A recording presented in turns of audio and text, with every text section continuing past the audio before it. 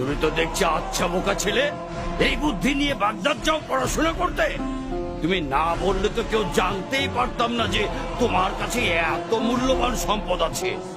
আমার লোকেরা তো তোমার শরীর ঘেটেও কিছু পায়নি। তুমি ইচ্ছে করলেই আমাদেরকে ধোকা দিতে পারতে, তাতে তোমার এই সম্পদগুলো তোমারই থাকতো। কিন্তু সেটা না করে গোপন জিনিসটি প্রকাশ করলে কেন? কারণ আমি আল্লাহকে ভয় করি, সেই সাথে আমার আম্মার উপদেশ যেন কখনো মিথ্যা না বলি। বিপদে পড়লে যেন আল্লাহরই আশ্রয় চাই, মিথ্যার নয়। কি বললে তুমি? আমার উপদেশ বিপদও মিথ্যে বলা যাবে না? না, কারণ আল্লাহ যদি ইচ্ছা না করেন তাহলে মিথ্যা বলেও আমি রেহাই পাবো না। তাই আমি তার কাছেই নিজেকে সঁপে দিয়েছি, মিথ্যার কাছে নয়, তোমাদের কাছেও নয়। আর আমাদের নবী বলেছেন, মিথ্যা হলো সকল গুনার মা। মিথ্যাবাদীকে আল্লাহ কখনো ভালোবাসেন না। সামান্য এক বাক্য মিথ্যায় তুমি তোমার কষ্টের জমানো সম্পদটুকু রক্ষা করতে পারতে। আমি বরং তার চেয়ে বড় সম্পদ রক্ষা করেছি, সেটি হলো সত্য, মহান আল্লাহর হুকুম আর আমার মায়ের উপদেশ। স্বর্ণমুদ্রার জন্য আমার কোনো আফসোস নেই।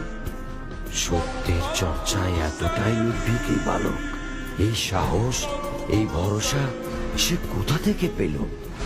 কত বড় সাহস! সর্দারের মুখে মুখে কথা! তোর ঘাট থেকে মাথাটা নামিয়ে দেবো আজ। থামো! কাল কিয়ামতে মহান রবের সামনে আমাকে মিথ্যাবাদী হিসেবে দাঁড়াতে হবে না। এর চেয়ে খুশির সংবাদ আর কি হতে পারে? এই বালক মায়ের কথার অবাধ্য হচ্ছে না, আর আমি আল্লাহর অবাধ্যতাকে পেশা বানিয়ে নিয়েছি। আই খোদা, কি হবে আমার পরিণতি? আমাকেও তো একদিন মরতে হবে।